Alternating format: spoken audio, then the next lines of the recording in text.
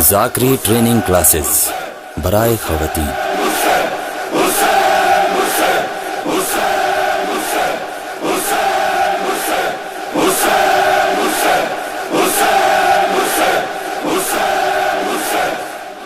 वक्त काफ़ी हो गया है तो हम फौरी तौर से अपनी गुफ्तगू शुरू किए देते हैं। एक दफ़ा सलवात पढ़ लें आप लोग। और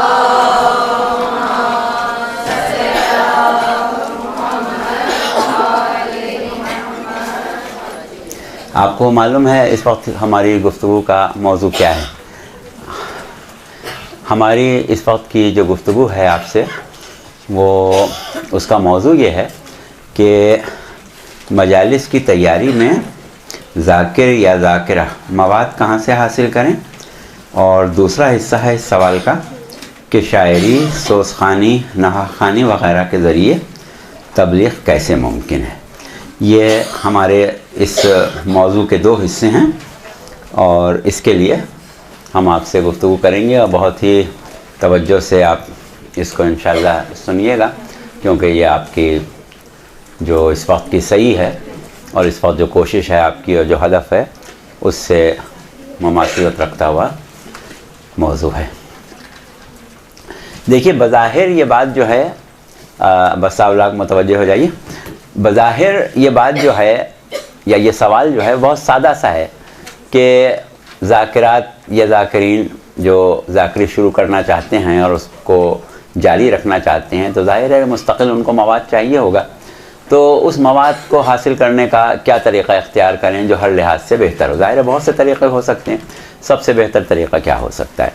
और उसके बाद अगर हम इसका सादा सा जवाब दें तो सिवाय इसके कि आप फ़लाँ किस्म की किताबें पढ़ लिया करें या ज़ाकिरीन से मजलिस में सुन के नोट बना लिया करें या जहाँ तक हो सके मुख्तलिफ़ मकामात से तजुर्बात और मुशाहिदात हासिल कर लें, ये एक सादा सा जवाब है।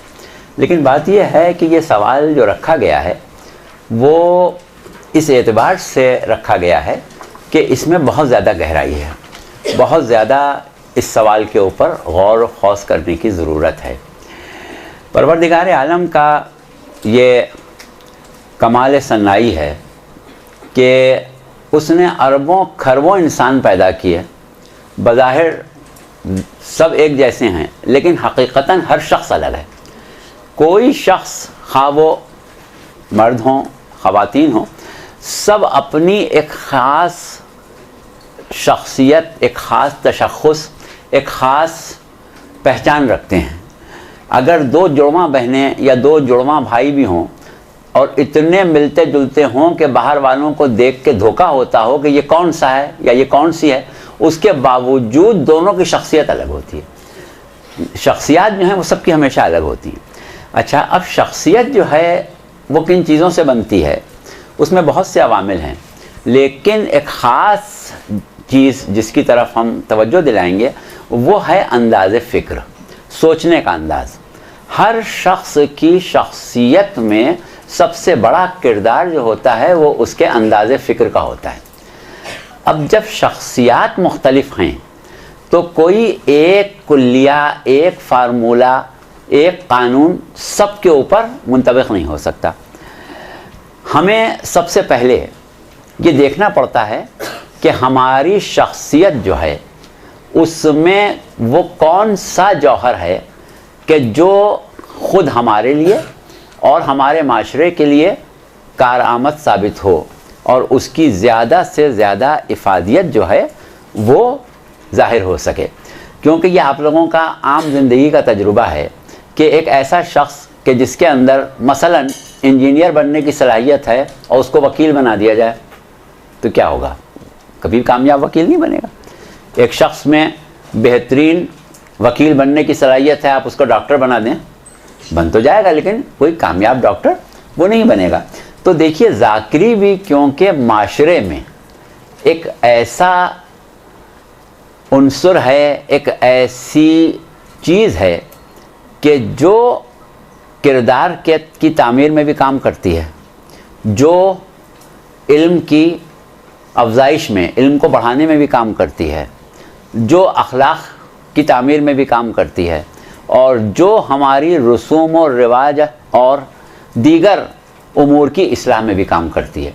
लिहाजा हमें ज़ाकरी के लिए हमेशा पहले अपनी शख्सियत के जो ख़वास हैं, जो हमारी शख्सियत का अंदाज़ है, उसके ऊपर गौर करना चाहिए कि हमारी शख्सियत जो है, हमारा वजूद जो है, हमारा अंदाज़ फ़िक्र जो है, वो किस चीज़ के लिए मौजू है। एक ऐसा शख्स या ऐसी खातून कि जिनके अंदर सोचने की, समझने की, गौर व फिक्र करने की, इफ़हाम व तफ़हीम की बहुत ज़्यादा सलाहियत है, तो ये उनके लिए एक बहुत बड़ा सरमाया है। उन्हें चाहिए कि उसको इस्तेमाल करें, ख़ास तौर से जब वो मिंबर पर आ रही हैं। अच्छा, लेकिन आपने देखा होगा कि सब लोगों में इफ़हाम व तफ़हीम, सोचना, समझना, गौर करना, जहन पर जोर देना जो है, ये मुश्किल से 10% अफराद में हमारे माशरे में है, 90% में नहीं है। 90% अफराद जो हैं वो बहुत ज़्यादा सोचते समझते नहीं हैं। हमारे पास तालिब इल्मों को आप देखें, तालिबात हों या तालिब या तलबा हों, उनका तरीक़ा क्या होता है कि भाई नहीं, मैं मैथमेटिक्स नहीं पढ़ना है, हम नहीं पढ़ सकते, बहुत मेहनत करना पड़ती है। नहीं भाई, साइंस नहीं पढ़ना है, बस कॉमर्स चलो वो चला दो। लड़के तो कहते हैं कॉमर्स आसानी से पढ़ लेंगे। नहीं भाई, हम नहीं पढ़ सकते। क्यों? इसलिए कि जहन पर जोर देना नहीं चाहते वो। आखिर मैथमेटिक्स भी लड़के ही पढ़ते हैं ना, या लड़की ही पढ़ती हैं, उनको जहन पर जोर ही नहीं देना है, उनको आदत ही नहीं है जहन पर जोर देने की। तो क्यों? इसलिए कि उनका जो एक अंदाज़ शख्सियत बना हुआ है, उसमें सोचना, समझना, गौर करना, किसी चीज़ को समझना जो है वो दाखिली नहीं, वो दाखिली नहीं है उनमें। ऐसे बच्चे कि जिनको आप बिठा के उनसे कहें अच्छा हम तुमसे एक सवाल कर रहे हैं, इसका जवाब दो, और आप उनके IQ टेस्ट लें, उनको ऐसे सवालात दें कि जिसमें गौर करने की, सोचने की ज़रूरत हो, तो क्या होगा कि 5% बच्चे ऐसे हों जो खुशी से बैठ जाएंगे और कहीं नहीं जाएंगे, सारा खेल छोड़ के आपके पास बैठ जाएंगे, क्योंकि उनको बहुत मज़ा आएगा। हम आपसे पहेलियाँ बुझाते हैं, देखिए हम पहेली बुझा रहे हैं, आप इसका जवाब दिए। पहेली तो समझती है ना आप? अच्छा, हम पहेली बुझा रहे हैं, आप इसकी बूझ बताइए। तो वो बच्चे जो ज़हीन और जहन पर जोर डालने के शौकीन हैं, उनको बहुत मज़ा आता है पहेली बूझने में, बहुत मज़ा आता है सवालों के जवाब देने में। लेकिन आम तौर पर बच्चे जो हैं वो उठाया, उसने बल्ला, निकल गया कि नहीं भाई हमें खेलना है, हमें ये नहीं करना है, हमें हमसे नहीं पूछे, हम नहीं बताएंगे। क्यों? इसलिए कि वो दिमाग पर जोर डालना ही नहीं चाहता। तो अब हमारे पास जो ज़ाकिरात तशरीफ़ लाई हैं, जो बच्चियाँ ज़ाकिरा बनने जा रही हैं, ज़ाहिर हर तरह की हैं। कोई हमने IQ टेस्ट लेके तो नहीं बुलाया है कि जो बहुत ज़हीन है उन्हीं को बुलाया, सबको बुलाया है। क्योंकि ऐसा नहीं है कि अगर एक खातून का हाफजा कमज़ोर है तो वो ज़ाकरी ना करें, या एक के अंदर इफ़हाम व तफ़हीम की सलाहियत कम है तो वो ज़ाकरी ना करें, या एक के अंदर सोचने की और गौर व खौस करने की सलाहियत नहीं है या कम है तो वो ज़ाकरी ना करें। ऐसा मसला नहीं है। अब हमने जैसा अभी आपसे कहा कि ये आपका रोज़ का मुशाहिदा है, आपके घर के बच्चों में बाज़ बच्चे बहुत ज़्यादा ज़हानत की तरफ जाते हैं, और उनका तरीक़ा क्या होता है कि वो उमूमन दूसरे बच्चों के साथ खेलते भी नहीं हैं। उनको आप ब्लाउस दे दें, उनको आप कोई बनाने की चीज़ दे दें, वो बिल्कुल खामोशी से सुकून के साथ बंद कमरे में बैठे उससे खेलते रहेंगे, ख़ुद अपने आप से बातें करेंगे, ख़ुद अपने आप उसको बनाएंगे, ख़ुद अपने आप देखेंगे, और उनका जो एक फ़िक्र का तसलसल है उसमें गहराई है। ये बच्चे बड़े काम के होते हैं कि जिनकी फ़िक्र में गहराई होती है, वो बच्चे हों या बच्चियाँ हों। अब ऐसे बच्चे और बच्चियाँ कि जिनकी फ़िक्र में गहराई है, उनको ज़ाकरी में जब वो आएँ तो उनके लिए बेहतर है कि वो तारीख़, अखलाक़ियात, ये चीज़ें ना लें, क्योंकि उनके अंदर इफ़हाम व तफ़हीम की सलाहियत है। उनके लिए दूसरी फील्ड हैं। अच्छा, बहुत से बच्चे या बच्चियाँ ऐसी होती हैं कि जिनकी आदत ये होती है कि वो पढ़ती तो बहुत हैं, बहुत पढ़ते हैं, बहुत किताबें लिए सारे दिन पढ़ रही हैं, सारे दिन पढ़ रही है वो बच्ची है, सारे दिन वो बच्चा पढ़ रहा है, लेकिन क्या है कि पढ़ता क्या है, सिर्फ याद करता है, सिर्फ हाफ़ज़े से काम लेता है, हाफ़ज़े के अलावा अपने जहन की किसी सलाहियत को इस्तेमाल नहीं करता। अब वो ख़वातीन या वो बच्चे या वो हमारी बच्चियाँ कि जिनको हाफ़ज़े पर उबूर है, पूरी नज़्में ज़बानी याद हैं, पूरे क़िस्से ज़बानी याद हैं, पूरी कहानियाँ ज़बानी याद हैं, पूरे सबक ज़बानी याद हैं, सब ज़बानी याद कर लिया उन्होंने, इसलिए कि समझने में तो काम ही नहीं किया, समझने का काम ही नहीं किया, सिर्फ याद किया। तो याद करने वाली जो बच्चियाँ हैं वो जब ज़ाकिरात बने तो उनके लिए बहुत अच्छा है कि वो अपने मज़ामीन और अपने उन्वानात जो हैं वो तारीख़ पर रखें, तारीख़ के ऊपर गुफ्तगू करें, तारीख़ पढ़ें, लेकिन उसमें उनको इतना हाफ़ज़े पर ज़ोर ज़रूर देना है कि तारीख़ें, लोगों के नाम, वल्दियतें, तारीख़ पैदाइश, तारीख़ वफ़ात, उस ज़माने के आसपास के लोगों के नाम, ये ज़रूर याद रहें। तो जिनमें ये सलाहियत है उनको चाहिए है कि वो तारीख़ी मौज़ूआत पर गुफ्तगू करें, और तारीख़ी मौज़ूआत पर गुफ्तगू हमारे यहाँ काफ़ी कामयाब रही है। एक ज़माने में हमारे बाज़ ज़ाकिरीन ऐसे थे कि जो तारीख़ अंबिया पढ़ते थे और उसके बाद उसमें से विलायत के नुक्ते निकाल लिया करते थे, और बड़े कामयाब ज़ाकिरीन थे। अभी आगे चल के हम ज़ाकिरी की तारीख़ पर बात करेंगे तो उस पर भी बात होगी। तो क्या है कि अब ऐसी बच्चियाँ कि जिनको ये अंदाज़ा हो जाए कि हमारा जहन जो है वो गहराई में नहीं जाएगा, हम बहुत ज़्यादा दक़ीक़ फ़िक्र नहीं कर सकेंगे और ना दक़ीक़ फ़िक्र हम आगे समझा सकेंगे।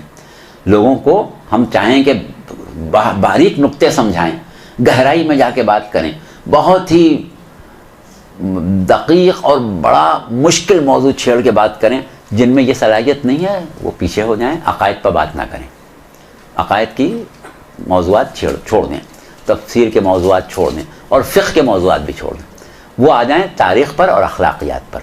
अखलाक़ियात बयान करने में इफ़हाम व तफ़हीम, हाफ़ज़े पर ज़ोर, ज़हन में किसी किस्म की जो एक ज़ोर देने की ज़रूरत है वो नहीं पड़ेगी। लेकिन यहाँ पर एक बात आप ज़रूर याद रखें कि सिर्फ़ शख्सियत से मेल खाना बुनियादी तौर पर ज़रूरी है, इसके आगे भी कुछ चीज़ें हैं जिस पर अभी हम बाद में बात करेंगे। अच्छा, इसके बाद वो बच्चियाँ और वो बच्चे कि जिनको हाफ़ज़े पर भी किसी हद तक उबूर है और फिर वो मामलात को, दूसरों की बातों को समझने की सलाहियत रखते हैं, दूसरों के सवालात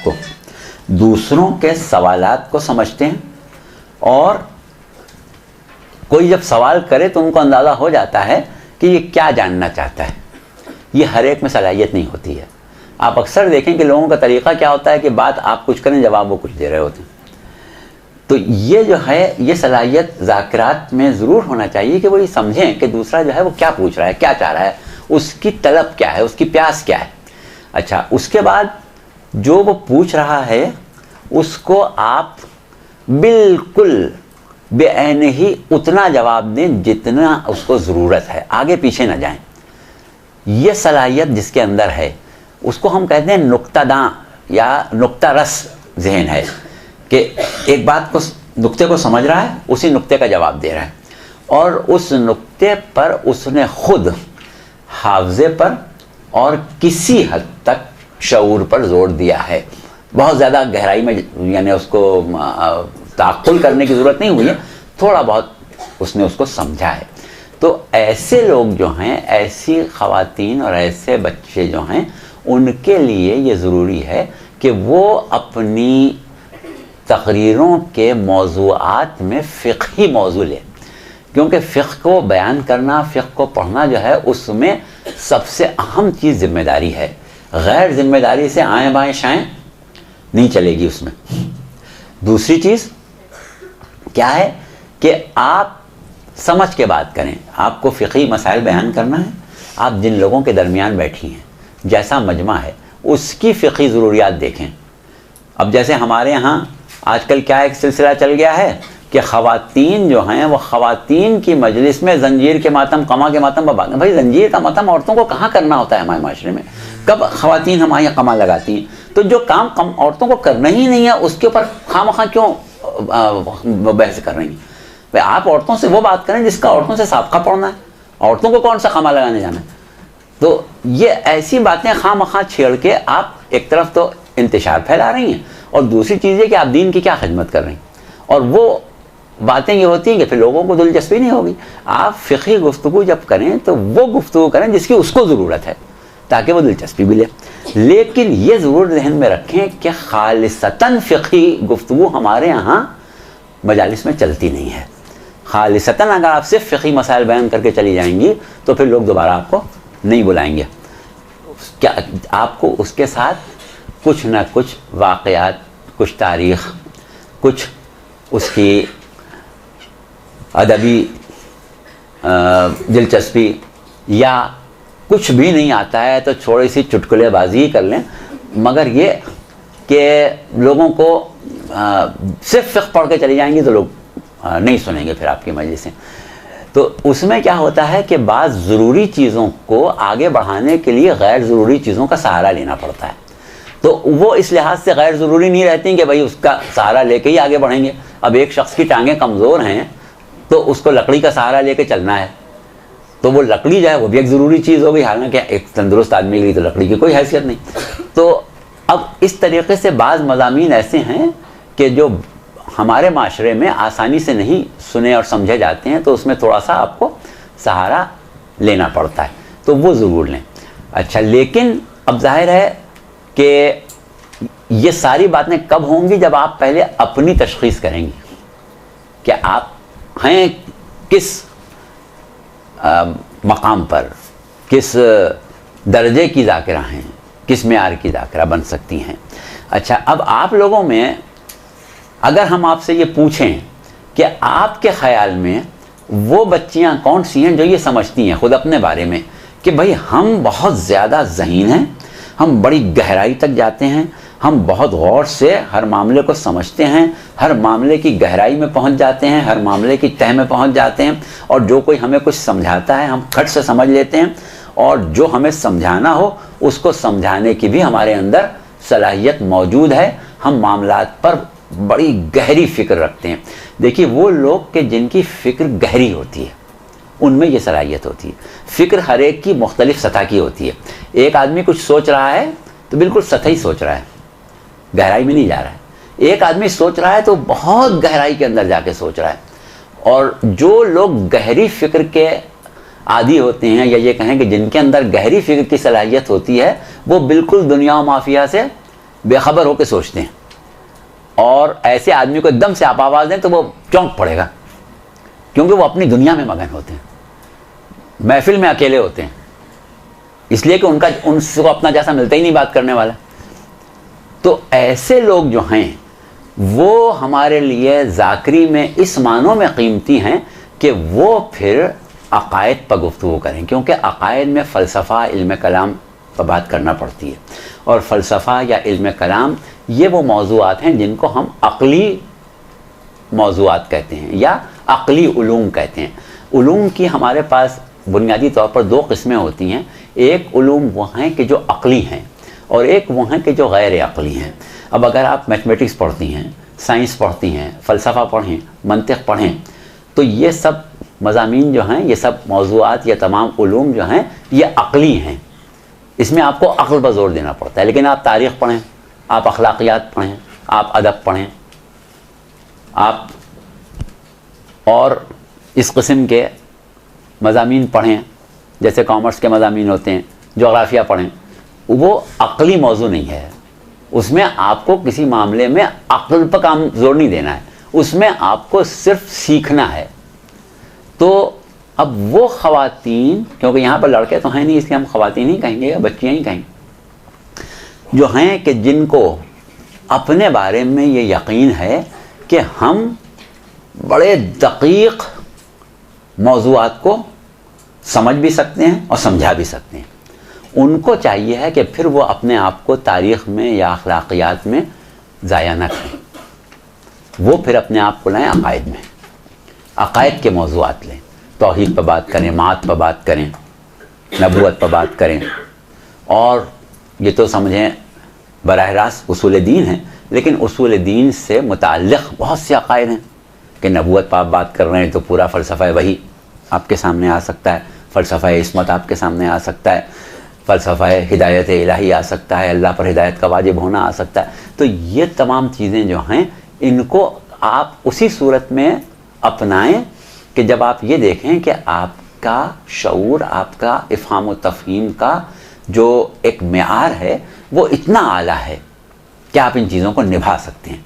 क्योंकि इनको निभाने के लिए आपको अपने एक मेयार को कायम रखना पड़ेगा। जब आप इन चीज़ों पर गुफ्तगू करेंगे तो ऐसे नहीं छूट जाएंगे, फिर सवाल करेंगे सवाल करने वाले। बहुत से लोग तो उठ के भाग जाएंगे कि बहुत मुश्किल पड़ती है, हमें नहीं सुनना, पता नहीं क्या छेड़ देती हैं, दिमाग सर में दर्द हो जाता है, नींद आ जाती है, ये हो जाता है वो हो जाता है करके बहुत से लोग तो चले जाएंगे। बहुत थोड़े से लोग होंगे जो आपको सुनेंगे, ये भी याद रखें। ऐसे लोग मकबूल नहीं होते जो बहुत दकीक गुफ्तगू करते हैं, लेकिन जिन लोगों में पसंद किए जाते हैं वो बहुत पसंद करते हैं। अब वो सवाल करेंगे, आपने ये कहा, आपने ये कहा, इसका क्या मतलब है? तो अब आपकी अपनी फिक्र जो है वो उन मराहिल से गुजर चुकना चाहिए जिस मरहले पर अब किसी की फिक्र आएगी। जिस मरहले पर जाके वो सवाल कर रहा है उसके जहन में जो आके एक बात टकराई, आपका जहन उससे पहले गुजर चुकना चाहिए। अगर नहीं गुजरा है तो यहाँ पर आप आपके करके रह जाएंगे, फिर आप जवाब नहीं दे पाएंगे। तो वहाँ पर सारा जो किया धरा है ना आपका, जो बनी हुई इमारत थी, हाँ भाई बड़ी समझदार खातून थी, क्या ज़बरदस्त मजलिस पड़ी, दाम से सब गिर जाएगा, कुछ भी नहीं रहेगा, सब किए धरे पर पानी फिर जाएगा अगर आप सवाल का जवाब नहीं दे सकें, क्योंकि ये आपके लिए ज़रूरी है। तो लिहाजा आपको जब आप उन उलूम पर बात करें जो अक़ली उलूम हैं, तो फिर आपकी अपनी अक़ल जो है उसने पहले बड़े गोते खात लिए हों, बहुत गहराई में आप जा चुकी हों, उसके बाद उस पर बात करें। उससे पहले बात करेंगे तो कहीं ना कहीं मार खा जाएंगे। तो अब ये हमारे लिए जो सबसे ज़्यादा कीमती, सबसे ज़्यादा इफादियत वाली एक टीम या एक गिरोह बन सकता है आप लोगों के दरमियान, हमारी ज़ाती ख्याल है, ज़रूरी नहीं कि वो सही हो, वो ये वाला ग्रुप है कि जो अक़ली मौज़ूआत पर गुफ्तगू कर सके।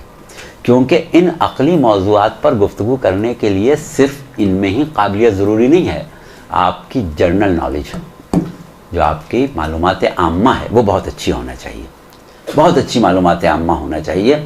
और हमारा अपना एक तजुर्बा है, हालांकि ये 100% ज़रूरी नहीं है कि ऐसा ही हो, लेकिन एक तजुर्बा है कि आम तौर पर इस किस्म के मज़ामीन के जिसमें फ़लसफ़ा, इल्म कलाम या मंतिक़ वग़ैरह आ जाए, उसको पढ़ने वाली ज़ाकिरात या तालिबात वो होना चाहिए हैं जिन्होंने बुनियादी तौर पर साइंस और मैथमेटिक्स पढ़ा हो। जिन्होंने नहीं पढ़ा है शुरू से, उनको मुश्किल होगी। अच्छा, उसके बाद जो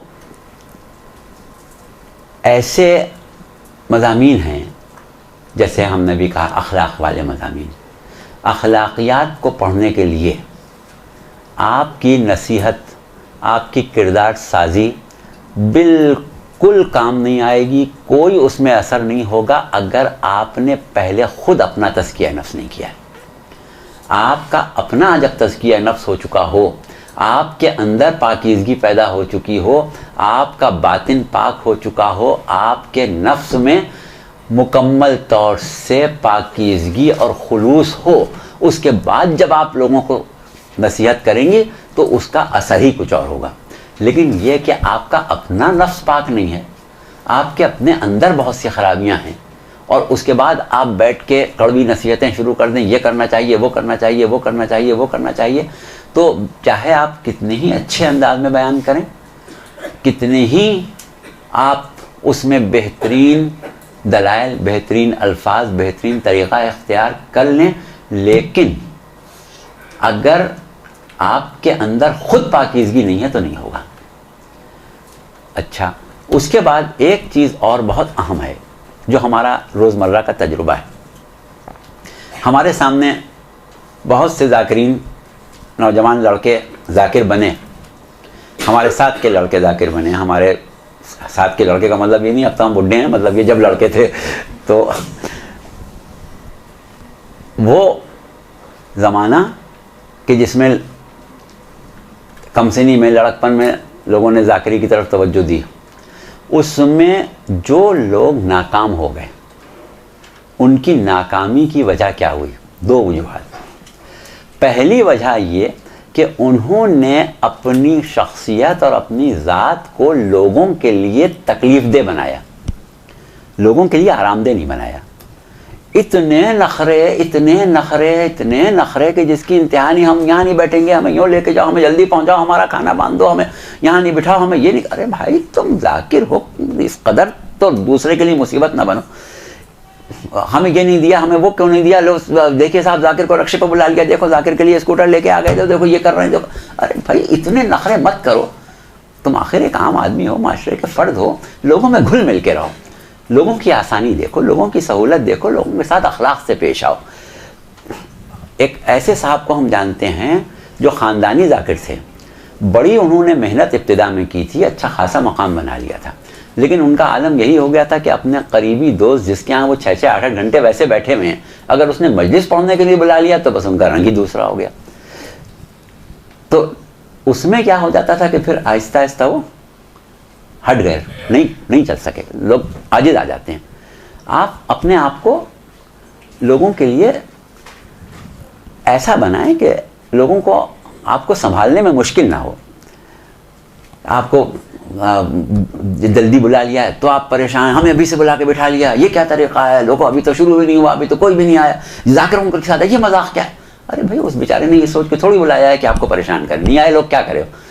तो इस तरीक़े से जब आप ज़रा सा सी देर में बरस पड़ेंगी, हमें लेने नहीं आए, हमें घर से लेने आओ, और ये करो वो करो, इस तरह ले जाओ, इसमें ले जाओ, इतनी जल्दी पहुंचाओ, ये हो रहा है वो हो रहा है, तो वो चीज़ जो है वो कभी भी जाकिर को या जाकिरा को कामयाब नहीं होने देगी, बहुत जल्दी उसको अपना मैदान छोड़ना पड़ जाएगा।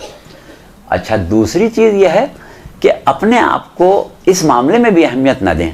ख़वातीन में तो खैर फिर भी अभी ये ख़राबी इतनी आम नहीं हुई है कि वो हदिया मांगें और हदिये के ऊपर झगड़ा करें, लेकिन मर्दों में ये मसला है कि हदिया लेंगे भी और शोर भी मचाएंगे, ये क्यों दिया, इतना कम क्यों दिया, देखो ये उससे तो लेके आ गए बाहर, उसकी शिकायतें हो रही कि देखो उन्हें इतने का लिफाफा दे दिया, देखो उसने टैक्सी का किराया नहीं दिया, देखो उसने नहीं दिया। अरे भाई आपको क्या करना है, मजलिस पढ़ने गए, मजलिस पढ़ के आ जाइए, दे दिया आप सुभान अल्लाह, नहीं दिया तो क्या है, आपका ताल्लुक़ तो मजलिस से है ना, कि उस पर आपको घर चलाना है। अगर तो आप पहले से ऐलान कर देंगे भाई मेरा पेशा यही है, इसी पर मेरा घर चलता है, इसी पर मेरी दाल रोटी चलती है, इतने पैसे मैं लेकर पढ़ता हूँ, आप मुझे पढ़वा सकते हैं, पढ़वाएं, नहीं पढ़वा सकते नहीं पढ़वाएं।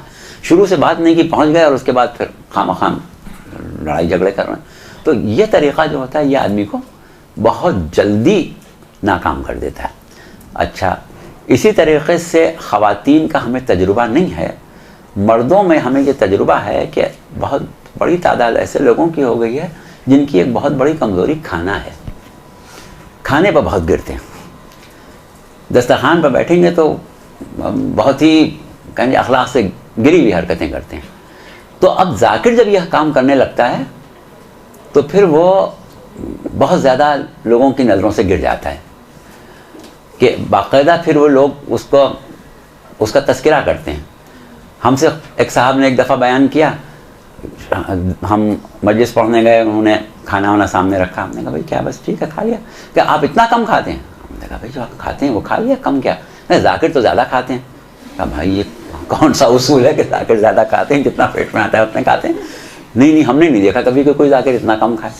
तो अब क्या ये जाकिर ने बदनाम कर लिया ना अपने आप को, कि आपके सामने अगर उसने शामी कबाब भी रख दिए और कौरमा भी रख दिया तो आप, इसका मतलब ये तो नहीं है कि आप दोनों चीज़ें खा लें, एक चीज़ खा लें आप, वो भी निकाल लेंगे, वो भी निकाल लेंगे, वो भी निकाल लेंगे। एक साहब ने ये कहा हमसे कि भाई हमारे यहाँ एक जाकिर आए थे, तो हमने जब उनसे ये कहा कि भाई आप क्या चीज़ शौक़ से खाते हैं, हम वो पकवा दें, तो कहने लगे मैं तो दाल शौक़ से खाता हूँ।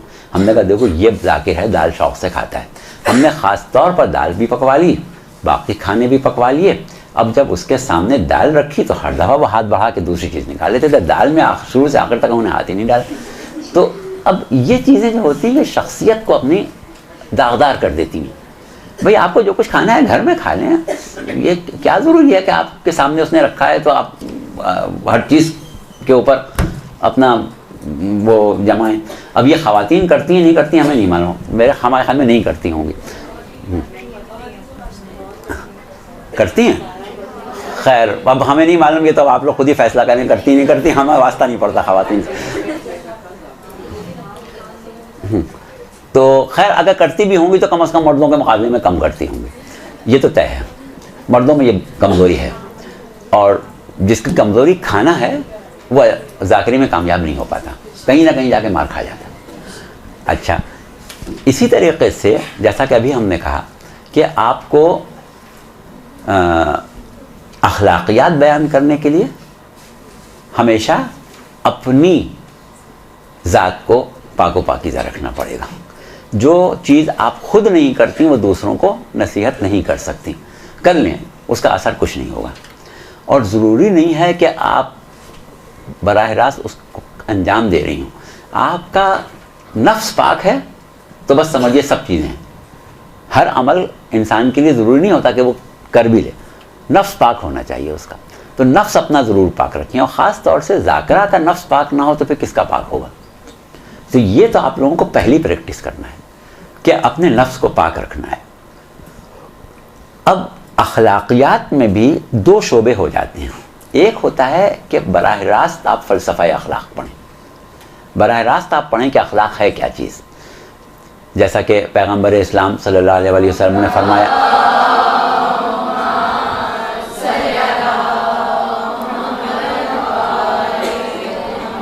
कि वो इस तो लेते मकारिम अल अखलाक, कि मेरी बेसत जो है वो मकारिम अखलाक की इमारत को पाया तकमील तक पहुँचाने के लिए हुई है।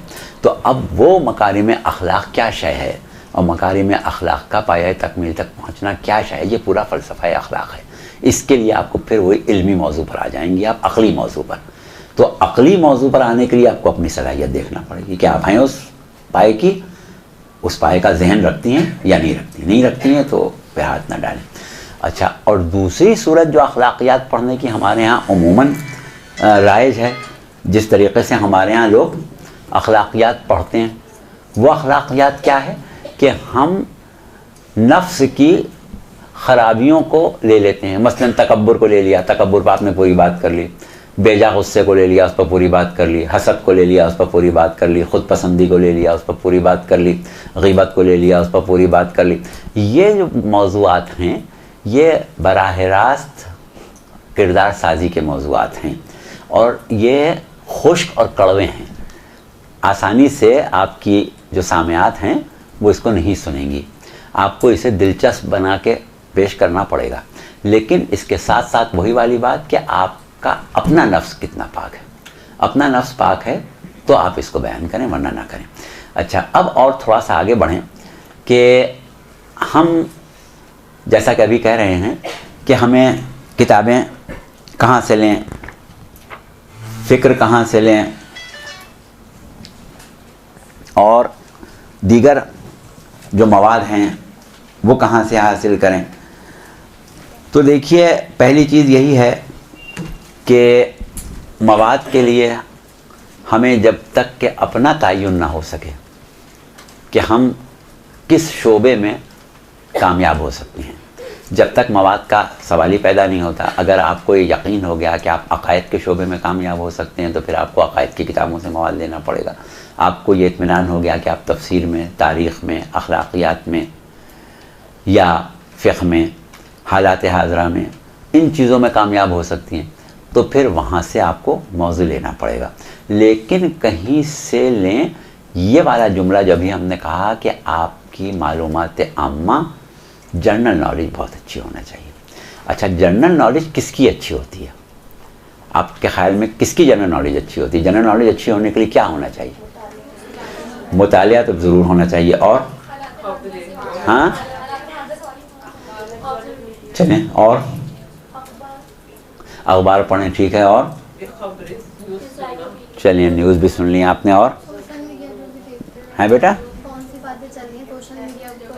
हाँ, देखिए, बात यह है कि ये सब बातें तो आप देखती हैं, आपको अपनी क़ुव्वत मुशाहिदा और अपना हाफ़ज़ा उसको रसा करना है।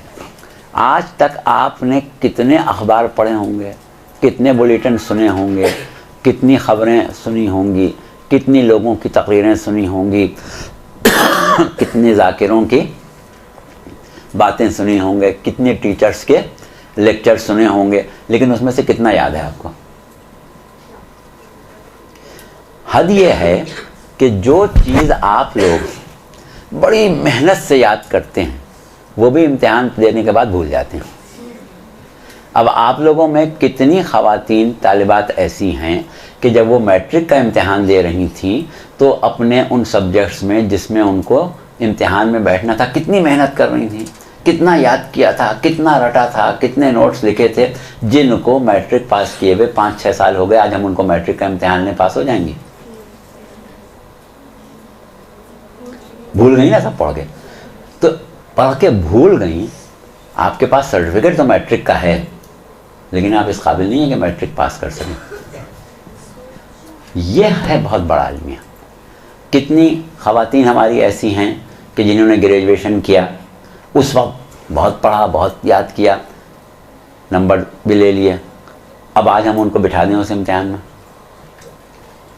नहीं पास कर पाएंगे। ये चीज़ नहीं होना चाहिए। जनरल नॉलेज जब होगी कि जब आप अपना पढ़ा लिखा भूलें नहीं।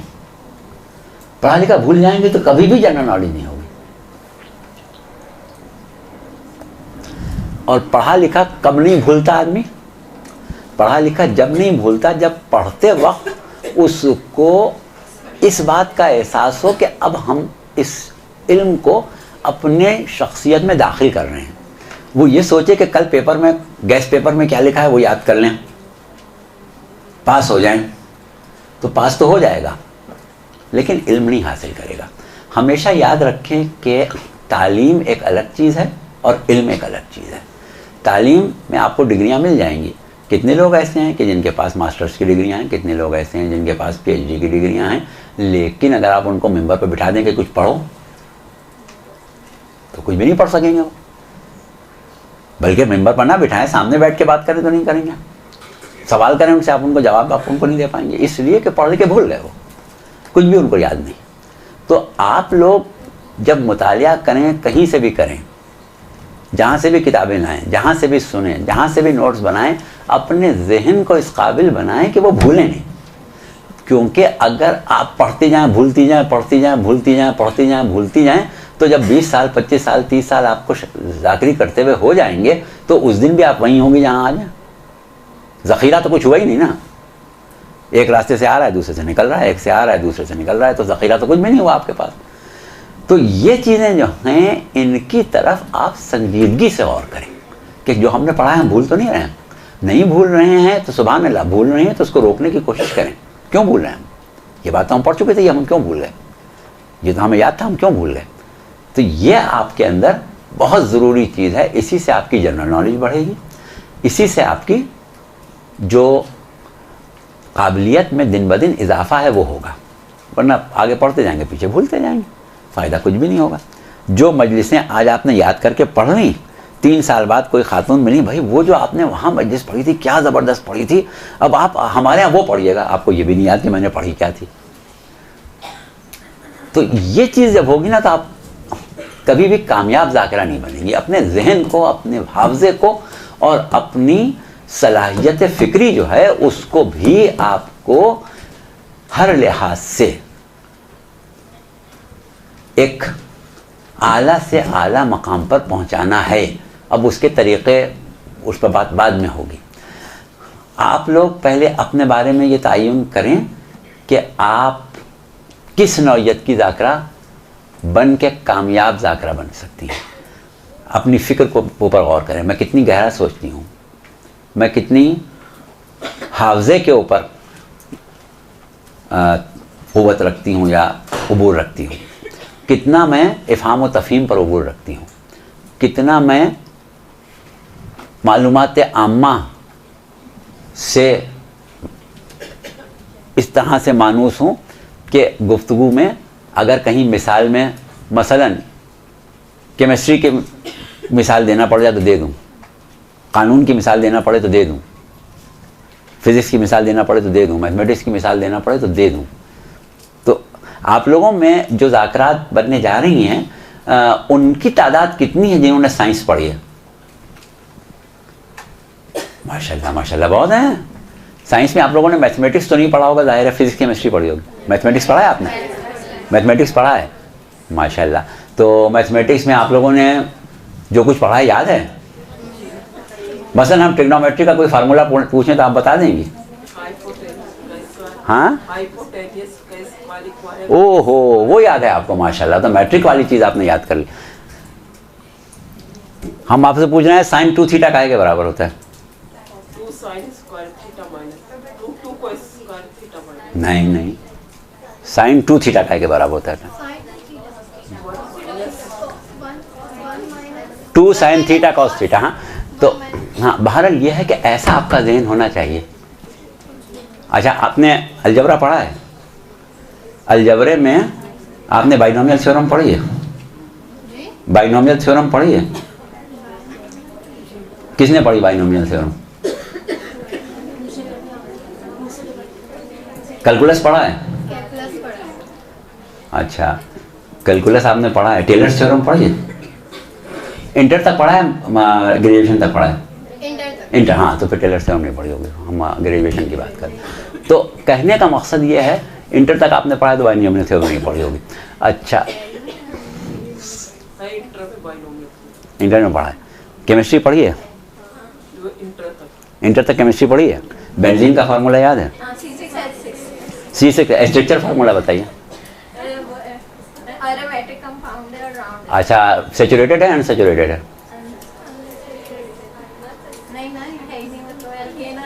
सैचुरेटेड है या अनसैचुरेटेड है, ये बताइए।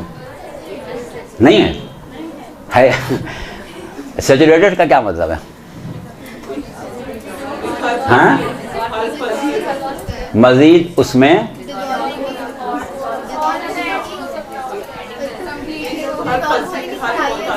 मजीद आयंस या मॉलिक्यूल्स उसमें ऐड नहीं हो सकते। कैसे पता चलेगा?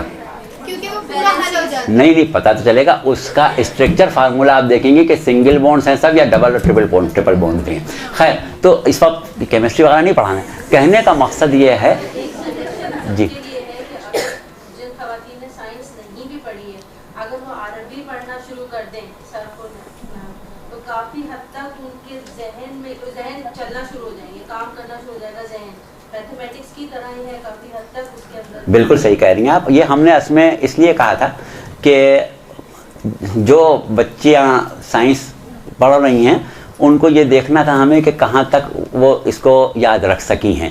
इसीलिए हमने सिर्फ उन्हीं से इस वक्त मुखातिब हुए 5-10 मिनट आपसे माजरत के साथ। हम तो 20 साल हो गए पढ़े हुए, तो हमें तो याद नहीं है, इसलिए हम आपके सवालों का जवाब। हमें तो 50 साल हो गए पढ़े हुए, हमें याद है। अच्छा, तो आपको सर्फ और नहव जो है ना, अभी हम उस पर आ रहे हैं। क्योंकि बात यह है कि जब आप ज़ाकरी कर रही हैं तो उसमें बहुत सी चीज़ों का आपको लिहाज रखना है। सर्फ और नहव जो है वो एक ज़ाकरा के लिए बुनियादी तौर पर जो बुनियादी सर्फ और नहव के उसूल हैं वो बहुत ज़रूरी हैं। आपने देखा होगा कि अभी जो हम प्रैक्टिकल क्लासों में बहुत सी बच्चियाँ सर्फ नहव की गलती कर रही हैं। आला के साथ रफ़ा दे रही हैं, यानी हुरूफ जर इस्तेमाल कर रही हैं और रफ़ा दे रही हैं। तो अब जर के साथ किस तरह से जर दिया जाएगा, रफ़ा कहाँ दिया जाएगा, कहाँ पर नसब दिया जाएगा, तो ये सब चीज़ें जो हैं ये तो जब ही उन्हें मालूम होंगी कि जब वो नहव पढ़ेंगी। तो ये अभी हम आगे चल के दरमियान में तो बात हुई है और अभी भी करेंगे। तो बात ये है कि जो बीवियाँ साइंस नहीं पढ़े हैं उनका कोई ये मसला नहीं है कि वो ज़ाकरी नहीं कर सकती या आगे कुछ पढ़ नहीं सकती। हमारा कहने का मकसद ये था कि अक़ली उलूम में जो जाना चाहती हैं उनके लिए ये आसानी होती है कि अगर उन्होंने साइंस पढ़ी तो आसानी से चली जाती। बस ये मकसद था कहने का, और इसमें हमने थोड़ा सा इनका वक्त ले लिया जो आपके लिए थोड़ी ज़हमत का बाइस बना, लेकिन उसको छोड़ दें। तो बात यह है कि सर्फ व नहव तो बहरहाल ज़रूरी है। अभी हम इसी पर आ रहे हैं कि आपको ज़बान, जिस ज़बान में आप गुफ्तगू कर रही हैं, अरबी में कर रही हैं, चाहे फ़ारसी में कर रही हैं, चाहे उर्दू में कर रही हैं, चाहे अंग्रेज़ी में कर रही हैं, जिसमें भी कर रही हैं, उस ज़बान से आपकी कमाहक़्क़हू वाक़फ़ियत ज़रूरी है। अब आप किसी ज़बान में भी तक़रीर करें, लेकिन जब आप मजलिस पढ़ रही हैं, ज़ाकरी कर रही हैं, तो आपको उसमें अहादीस अरबी में ही याद करना पड़ेंगी या उर्दू तर्जमा पढ़ना पड़ेगा। आयतें तो कम से कम अरबी में पढ़ना ही पड़ेंगी। तो उसके लिए आपको अरबी में इतनी काबिलियत होना चाहिए कि आप अल्फाज को बनाना जानती हों। जैसे अभी हमने बहुत से लोगों का इस्लाह इसी मामलों में की कि वो सर्फ नहीं जानते, इफ्तार को अफ्तार कह रहे हैं, अब वो इफ्तार को अफ्तार क्यों कह रहे हैं, इस्तिकबाल को इस्तकबाल कह रहे हैं। अब इस्तिकबाल को इस्तकबाल क्यों कह रहे हैं, आपने पढ़ी है सर्फ और नहफ थोड़ी बहुत? अच्छा, बेसिक पढ़ी है। इस्तिकबाल इस्तिफआल के वजन पर है। तो इस्तिकबाल का मादा क्या है? क़बला। अच्छा, अगर फसरा से बनाए तो क्या बनाएंगे? इस्तिफसार बनाएंगी। इस्तिग़फ़ार, बहुत से लोग अस्तग़फ़ार कहते हैं, हालांकि जब आप कहते हैं अस्तग़फ़िरुल्लाह रब्बी व अतूबु इलैह, वहाँ ज़बर से कहेंगे, लेकिन जब आप कहें कि इस्तिग़फ़ार करो तो फिर वहाँ सब जगह ज़ेर आएगा, इस्तिग़फ़ार आएगा।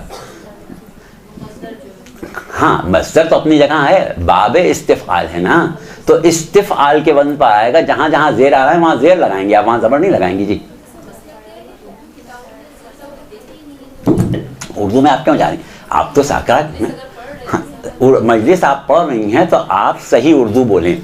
उर्दू के अल्फाज बहुत से ऐसे हैं, बल्कि ज़्यादातर अल्फाज वो हैं जो अरबी लुग़त से आए हैं। अब अरबी लुग़त से जो लफ्ज़ आया है उसको आपका तलफ़्फ़ुज़ जो है वो अरबी तसरीफ़ के मुताबिक होना चाहिए। तसरीफ़ तो समझ रही हैं आप, तसरीफ़ किसे कहते हैं? सर्फ तो कहता है कि सर्फ किसको कहते हैं, चलिए बता दीजिए।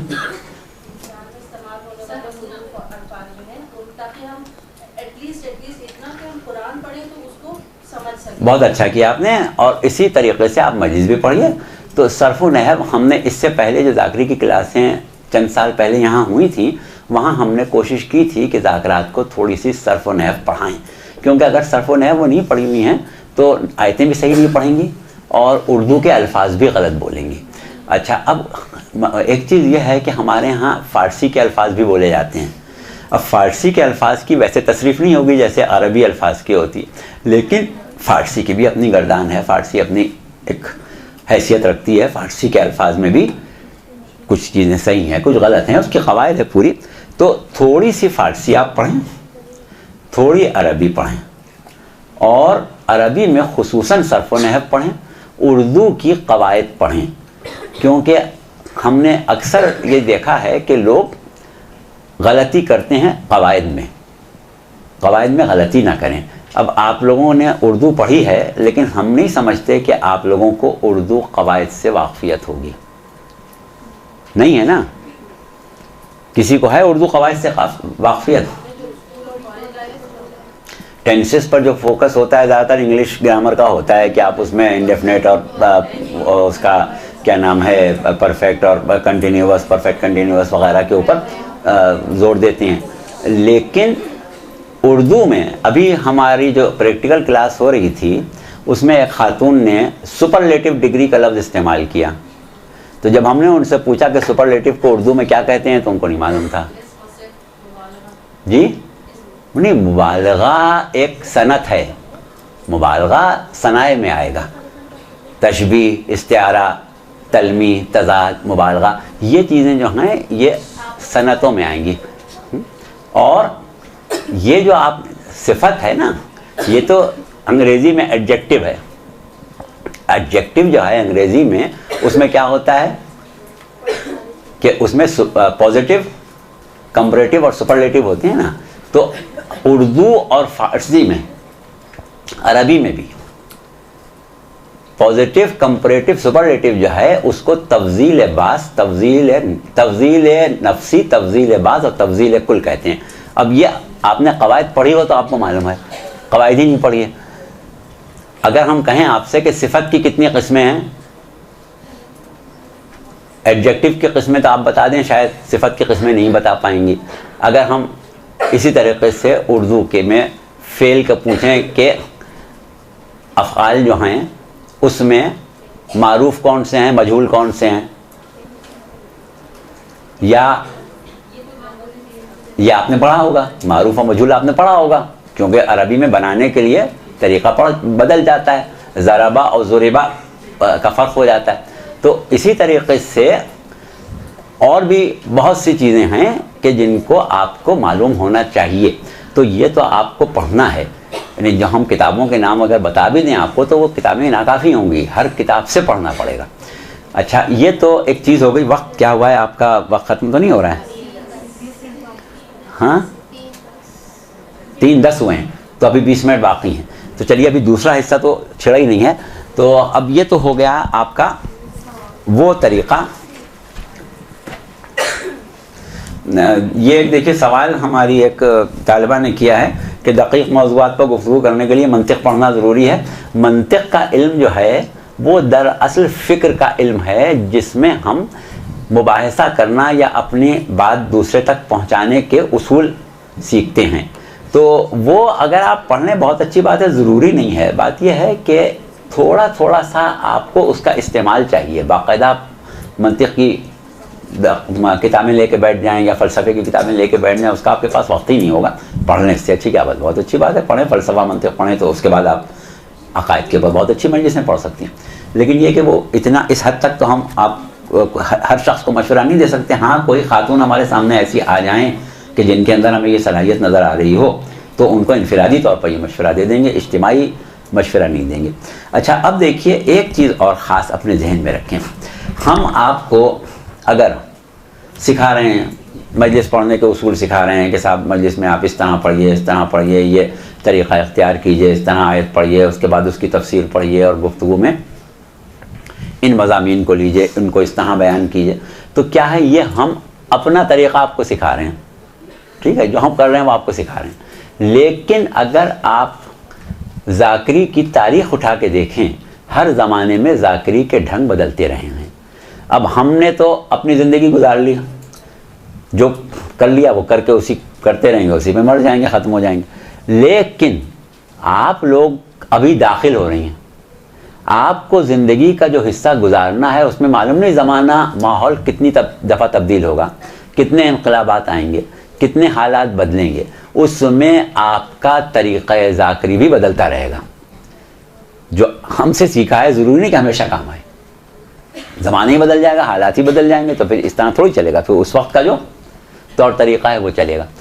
तो अब सूरत क्या होती है कि इसको देखने के लिए और समझने के लिए और ज़हनी तौर पर तैयार रहने के लिए आपके जहन में ज़ाकरी की तारीख़ का एक खाका होना चाहिए कि ज़ाकरी की तारीख़ क्या है, ज़ाकरी कब से शुरू हुई, कहाँ से शुरू हुई, किस अंदाज में शुरू हुई और कितने रंग बदलती हुई इस अंदाज तक आई जिसमें हम ज़ाकरी कर रहे हैं या ज़ाकरी सीख रहे हैं। हमेशा से इस तरह ज़ाकरी नहीं होती थी। आपको मालूम है कि ज़ाकरी जो है इसकी तारीख़ वाक़यात के साथ साथ है।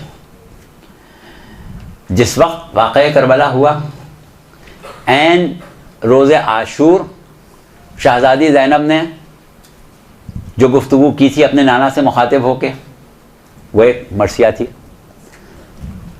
शहज़ादी उम्मे कुलसूम जब वापस मदीने में आई, बड़ा मशहूर मरसिया है वो कि जद के मदीने हम आने को कबूल ना कर। अरबी में हम नहीं उसका तर्जमा पढ़ रहे हैं, ये अरबी में बाकायदा अशार हैं और आप पढ़ती भी हो, न कर कबूल मदीने हमारे आने को। तो वो क्या है, जनाब उम्मे कुलसूम का मरसिया है। तो इस तरीक़े से आइम्मा अहले बैत ने खुसूसन जनाब ज़ैनब और इमाम ज़ैनुल आबिदीन अलैहिस्सलाम ने अपने ज़माने में मजालिस को रिवाज दिया, लेकिन वो रंग जो ज़ाकरी का था वो कुछ और था। और उसी ज़माने में एक रंग ज़ाकरी का और आया। वो रंग कौन सा आया? जो कि तव्वाबीन ने अख्तियार किया। तव्वाबीन कौन थे? सुलेमान इब्न सुर्द खुज़ाई उनके लीडर थे। हाँ, तो ठीक है, आप लोगों को किसी हद तक मालूम है, पढ़ने का तो वक्त नहीं। तो सुलेमान इब्न सुर्द खुज़ाई जब बाद करबला अपने मज़ीद साथी तव्वाबीन को लेके करबला मौला आए थे, तो उन लोगों ने जिस अंदाज़ पर मसाइब बयान किए थे और जिस अंदाज़ पर मसाइब बयान करने के बाद एक गम और गुस्सा पैदा किया था और ये कहा था कि भाई ठीक है, हमारे मौला इस तरह शहीद हुए, हम भी शहीद हो जाएंगे या इनको मारेंगे, मारेंगे या मर जाएंगे। मतलब वहाँ ये होता था कि हम मारेंगे मर जाएंगे, बस यही एक तरीक़ा था। तो वो सुलेमान इब्न सुर्द खुज़ाई के बाद ये तरीक़ा एक तरफ बाकी रहा और जितने वो अफराद के जिन्होंने बाद करबला क़याम किए हैं, उन सब की ज़ाकरी का अंदाज़ यही था कि मारो मर जाओ, इतना बड़ा वाक़या होगा, हम नहीं बर्दाश्त कर सकते, मारेंगे मर जाएंगे बस। लेकिन एक तरीक़ा ज़ाकरी का वो था जो अहले बैत ने अख्तियार किया। उसमें मारने मर जाने वाली बात नहीं थी, हुज़्न, अफसोस और वाक़े की याद को बाकी रखने वाली और उससे मज़ीद फ़ायदे उठाने वाली जो एक सूरत थी वो चल रही थी।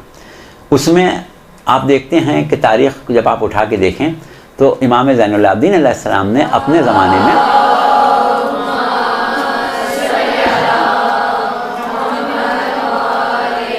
मजालिस का इनेकाद किया। उन मजालिस में वाक़यात करबला बयान किए जाते थे और लोग ढाड़े मार मार के रोते थे, बस उसके आगे कोई चीज़ नहीं थी। ज़्यादातर नज़्म को इस्तेमाल किया जाता था, फ़रुज़्दक़, ज़ेबल वगैरह का नाम आप सुने, सब मर्सिया खान थे, नज़्म में कहते थे। अच्छा, लेकिन बनु उमय्या के ज़माने में, ज़ाहिर है इमाम ज़ैनुल आबिदीन का ज़माना बनु उमय्या का ज़माना था, बनु उमय्या के ज़माने में इस तरीक़े को बाक़ी रखना जो सुलेमान इब्न सुर्द खुदाई से चला था वो तो बहुत ही मुश्किल था, नामुमकिन था, वो हमेशा बाक़ी नहीं रह सकता था। ये तरीक़ा जो इमाम ने शुरू किया ये बाक़ी तो रह सकता था, लेकिन ये भी इतनी आसानी से बाक़ी नहीं रह सकता था। लिहाजा महदूद पैमानों पर जगह जगह इसका इनेकाद किया गया और जहाँ भी मौका मिला इमाम ने चाहा कि मजालिस को रिवाज दें। जैसे एक मशहूर रवायत मिलती है कि एक शख्स इमाम ज़ैनुल आबिदीन अलैहिस्सलाम की खिदमत में आया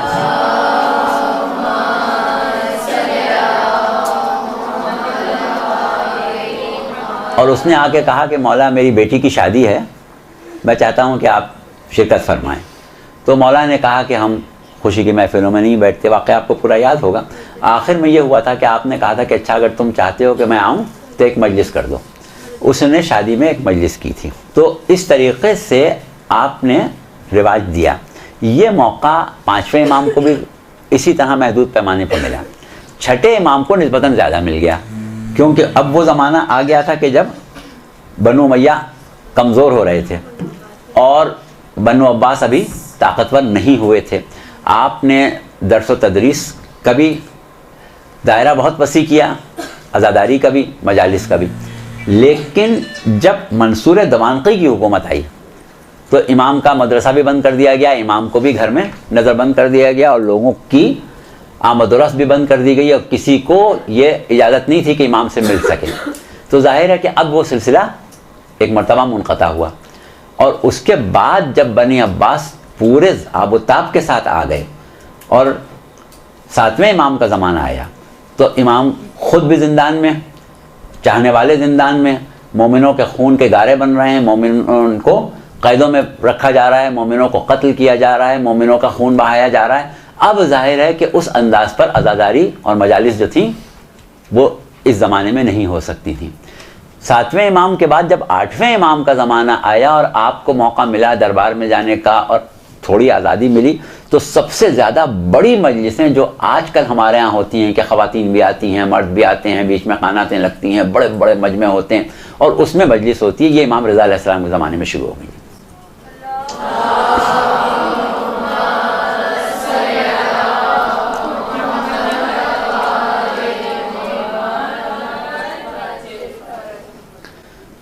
तो उस ज़माने में ये मजलिसें शुरू हो गई और उस ज़माने में बड़े बड़े मरसिया गो ज़ाकिरीन, जिनकी इमाम बहुत हिम्मत अफजाई करते थे, ख़ुद मिंबर के नीचे बैठते थे, ज़ाकिर को मिंबर पर बिठाते थे कि इमाम वक्त नीचे बैठे और ज़ाकिर को ये मर्तबा इमाम दे।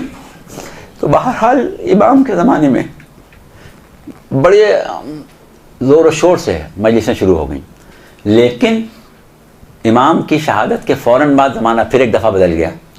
नवे इमाम का ज़माना इतना सख्त था कि आपको ख़ुद 23 साल की ज़िंदगी में दुनिया छोड़ना पड़ गई, बिल्कुल एंड आलम शबाब में आपको शहीद कर दिया गया। और फिर इमाम अली नक़ी अलैहिस्सलाम का ज़माना जब आया तो ये मुतवक्किल के उन मज़ालिम का ज़माना था कि जिसमें करबला के ऊपर हल चलाए जा रहे थे, जिसमें करबला पर नहरें जारी की जा रही थीं, जिसमें इमाम का नाम लेना जो था वो बहुत बड़ा जुर्म था। करबला में जाने वालों के हाथ पैर काट दिए जाते थे, उनके सर कलम कर दिए जाते थे। तो इतनी जब शदीद मुखालफत आ गई तो जाहिर है कि मजालिस का वो सिलसिला इस तरीके से कायम नहीं रह सकता था। यही वो ज़माना था जब इमाम ने कोठों पर चढ़ के इमाम हुसैन की ज़ियारत पढ़ने को हुक्म दिया था कि अब लोग रोते हुए आते थे कि अब हम मौला क्या करें, तो आप कहते कोठों पर चढ़ के इमाम की ज़ियारत पढ़ो। तो आपने ज़ियारतें तालीम की, ज़ियारत वारिसा इमाम 10वें इमाम ने तालीम की, ज़ियारत जामिया 10वें इमाम ने तालीम की। तो क्या है कि कोठों पर जाके ज़ियारतें पढ़ो। अब उस वक्त मजलिस का अंदाज़ क्या हो गया कि आप कोठे पर जाएँ ज़ियारतें पढ़ें। वो वाली मजलिसें जो इमाम रज़ा अलैहिस्सलाम के ज़माने तक हो गई थी वो अब नहीं हो सकती थी। और उसके बाद 11वें इमाम का ज़माना आपको मालूम है कि इब्तिदा से ही ग़ैबत सुग़रा थी और उसके बाद इतना शदीद जुल्म था कि ग़ैबत में चले गए। तो अब वो अंदाज़ ज़ाकिरी का और वो खुल के मजलिसें जो थी उस ज़माने में नहीं हो सकती थी। लेकिन उसके बाद ग़ैबत के बाद आहिस्ता आहिस्ता ये चीज़ मजालिस जो थी वो आगे बढ़ी और इतनी बढ़ी कि ख़तीब मिंबरों के ऊपर मसाइब इमाम हुसैन बयान करने लगे थे, जिसकी वजह से इमाम गज़ाली ने यह फतवा दिया था कि करबला का जिक्र करना हराम है क्योंकि इससे सहाबा के ऊपर चोट लगती है। तो ये ज़माना आ गया था। लेकिन उसके बाद आहिस्ता आहिस्ता जो कुछ भी दौर बदला उसकी हमारे पास वाज़ेह तारीख़ नहीं है। उस ज़माने की यानी इमाम की ग़ैबत हुई है 4वीं सदी हिजरी में, 329 हिजरी में 4वीं सदी हिजरी थी। 4वीं सदी हिजरी से 8वीं सदी हिजरी तक इन 400 सालों की तारीख़ हमारे पास ज़ाकिरी की वाज़ेह नहीं है। लेकिन 400 साल बाद 9वीं सदी हिजरी में मुल्ला हुसैन काशफी पैदा हुए। एक शख्स का और इस सिलसिले में नाम मिलता है आकाए मुहद्दिस दरबंदी का। आकाए मुहद्दिस दरबंदी ने वाक़यात करबला नक़ल किए थे और इस दौरान में जो मक़ातिल लिखे गए, इस दौरान में या इससे पहले बनु उमय्या के ज़माने में या उसके बाद, उसकी तारीख़ इस वक्त हम छोड़े दे रहे हैं क्योंकि फिर वो तहरीर में है, तकरीर में नहीं। हम गुफ्तगू तकरीर पर कर रहे हैं। मुहद्दिस दरबंदी ने इसरारुश शुहदा लिखी थी, लेकिन वो इसरारुश शुहदा जो थी उसमें बहुत से वाक़यात करबला उन्होंने बयान कर दिए थे जिसको ज़ाकिरीन बयान कर देते थे, पढ़ देते थे। लेकिन हमारे उलमा जो थे वो थोड़ा सा उससे मुतमईन नहीं थे क्योंकि उसमें क्योंकि एक रूहानी बुज़ुर्ग थे। आकाए मुहद्दिस दरबंदी जो थे इराक़ के आलिम थे, वो रूहानी बुज़ुर्ग थे और वो जिनों से भी बात कर लेते थे, जिनों से मुलाकात कर लेते थे। उन्होंने वाक़यात करबला ज़ाफ़र जिन से सुन सुन के लिख दिए। अब वो लोग के जो हदीस के ऊपर तहक़ीक़ करने वाले हैं वो तो रावी को ढूंढते हैं, रावी कौन है, क्या है, कैसा है, उसके हालात क्या हैं। अब वो जिन आ जाए बीच में तो उसको वो आसानी से कबूल नहीं करते। लेकिन 9वीं सदी हिजरी में मुल्ला हुसैन वाइस काशफी ये एक शख्स है जिसने एक किताब लिखी रोज़तुश शुहदा के नाम से। इसमें मजलिसें थी और ईरान में वो मजलिसें पढ़ने का रिवाज ज़ाकिरी का इससे इस तरह आया कि जो भी ज़ाकिर खा मर्द हो खा औरत हो, जब उसके मजलिस पढ़ना होती थी रोज़तुश शुहदा लेके बैठता था, उसमें से वो मजलिस देख के पढ़ देता था, किताब से देख के मजलिस पढ़ी जाती थी। और इतनी रोज़तुश शुहदा मजालिस में पढ़ी गई, इतनी पढ़ी गई कि फ़ारसी में मजलिस का नाम ही रोज़ा खानी हो गया। आज आप अगर कहीं ईरान में किसी के यहाँ मजलिस में जाना हो या कोई आपको मजलिस में बुलाए तो कहेगा रोज़ा खानी में आ जाओ, हालांकि अब रोज़ा नहीं पढ़ता, लेकिन इतनी पढ़ी गई रोज़तुश शुहदा कि उसका नाम ही रोज़ा खानी हो गया। तो ये रोज़ा खानी जो है ये 9वीं सदी हिजरी से शुरू हुई। 9वीं सदी हिजरी से लेके 10वीं 11वीं 12वीं सदी हिजरी तक अगर हम आते हैं और 10वीं 11वीं में आते हैं तो हमें रोज़ा खानी बहुत ज़्यादा मिलती है रोज़तुश शुहदा से मजालिस का पढ़ना। लेकिन यही वो ज़माना था कि जिसमें ऐसे ज़ाकिरीन पैदा हो गए थे कि जो मक़ातिल से, यानी वो तारीख़ की किताबें जो वाक़या करबला के बारे में लिखी गई, उनसे देख के इरशाद जो कि शेख मुफीद की लिखी हुई है या लहूफ़ या बिहारुल अनवार से या मख्तलिफ़ अवालिम से, वो अरबी में जो इराक़ वगैरह में अरबी में पढ़ा जाता था, ईरान में वो उसका फ़ारसी तर्जमा कर लेते थे। और हिंदुस्तान में जब ज़ाकिरी आई तो उसी से उर्दू तर्जमा करके पढ़ लिया जाता था। उसमें क्या होता था, सिर्फ सीधे सीधे वाक़यात होते थे, मसाइब होते थे और उसी को सुन के लोग रोते थे। तो उस वक्त मजलिस का ज़ाकिरीकरण यही था। लेकिन जो चीज़ ज़्यादा मकबूल होती थी वो मरसिया गोई थी। मरसिया कहा जाता था, मरसिया पढ़ा जाता था। उसमें फ़ारसी में भी मरसिया बहुत कहे गए हैं, अरबी में भी कहे गए हैं। अरबी में भी मरसिया गोई की तारीख़ है, फ़ारसी में भी है, उर्दू में भी है। अब इस वक्त हमारे पास इतना वक्त नहीं है कि हम आपको मरसिया गोई की तारीख़ पर पूरी बात करें, वरना ये ख़ुद एक मौजू है हमारे पास, क्योंकि उर्दू मरसिया गोई जो है उसने अरबी और फारसी मरसिया गोई को बहुत पीछे छोड़ दिया है। सबसे ज़्यादा मरसिया गोई ने जो तरक्की की है वो उर्दू में नहीं की। खैर, तो ये चला। अब उसके बाद थोड़ा थोड़ा आहिस्ता आहिस्ता इसमें तब्दीली आना शुरू हुई। अब जो तब्दीली आई है वो चाहें तो आप लोग नोट कर लें, हम आपको एक नोट्स की शक्ल में बताते हैं। हमारे यहाँ हिंदुस्तान में सूरत हाल ये हुई कि एक आलिम थे जिनका नाम था मौलवी इमदाद अली। मौलवी इमदाद अली ने एक किताब लिखी, उसका नाम था बहरुल मसाइब। उसमें मजलिसें उन्होंने लिखी। अब ख़ुद भी वो पढ़ते थे और साहिब इल्म थे। बहरुल मसाइब से लोग पढ़ के ज़ाकरी करते थे, बहरुल मसाइब में से पढ़ते थे। उसके बाद एक किताब नहरुल मसाइब के नाम से भी लिखी गई थी, उसमें भी मजलिसें हैं और उसका भी अंदाज़ वही है कि कुछ रवायात बयान की जाती हैं, फिर उन रवायात से मिला दिया जाता है मसाइब के रब्त को और उसके बाद मसाइब बयान कर दिए जाते हैं। अच्छा, इसके बाद एक और हमारे यहाँ आलिम पैदा हुए थे, मिर्ज़ा हादी साहब। मिर्ज़ा हादी साहब, इनकी एक किताब थी खुलासतुल मसाइब। ये भी एक मकबूल किताब रही है जिससे ज़ाकरी की जाती रही। फिर क्या कहा आपने? मिर्ज़ा हादी। अच्छा, खुलासतुल मसाइब इनकी किताब का नाम है। इसके बाद हैं मौलाना मिर्ज़ा मोहम्मद। ये जो हैं ये साहिब इल्म थे और इनके उस्ताद बड़े मशहूर आलिम थे, सैयदुल उलमा सैयद हुसैन इल्लियीन। सैयदुल उलमा सैयद हुसैन इल्लियीन इनके शागिर्द थे ये मौलाना मिर्ज़ा मोहम्मद। सैयद हुसैन इल्लियीन, आप कहते हैं ना अल्लाह आला इल्लियीन में जगह दे। ये वो आलिम हैं कि इनके शागिर्द ने मजालिस का एक नया अंदाज कायम किया। इसके बाद 12वीं सदी यानी सन 1200 हिजरी में लखनऊ में एक बहुत बड़े आलिम पैदा हुए। आप लोगों में से कोई उनका नाम बता सकते हैं? मिर्ज़ा अतहर 12वीं सदी में पैदा हुए। नाकन साहब 12वीं में कहाँ पैदा हुए थे? गुफरान माब का नाम नहीं सुना आप लोगों ने? हाँ, इमाम बाड़ा भी है उनका, आकाए गुफरान माब। इनका नाम था सैयद दिलदार अली और गुफरान माब कहलाते थे। बड़े रूहानी बुजुर्ग हैं ये, इनके बारे में कभी मौका होगा तो हम आपको इनका तारुफ कराएंगे। इन्होंने तशय्यो को एक मुनज़्ज़म शक्ल में बड़े सग़ीर में पेश किया।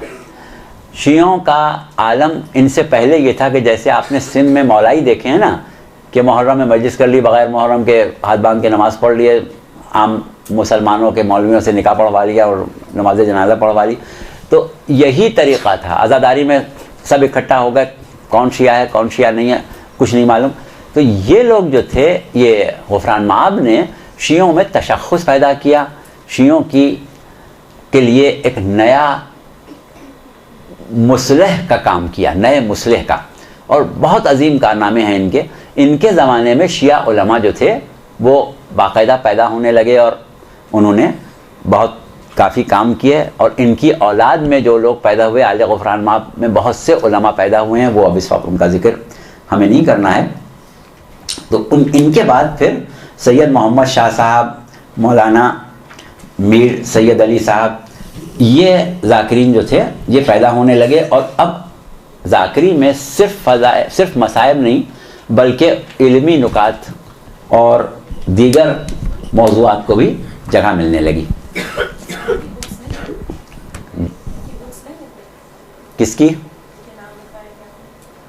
इनकी अपनी किताबें। अपनी किताबें इनकी अगर होंगी तो हमारी नज़र से नहीं गुजरी।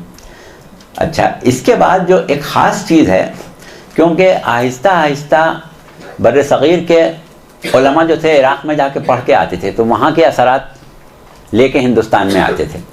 तो इराक़ में एक बहुत बड़े आलिम पैदा हुए थे, आका शेख जाफ़र शूस्तरी।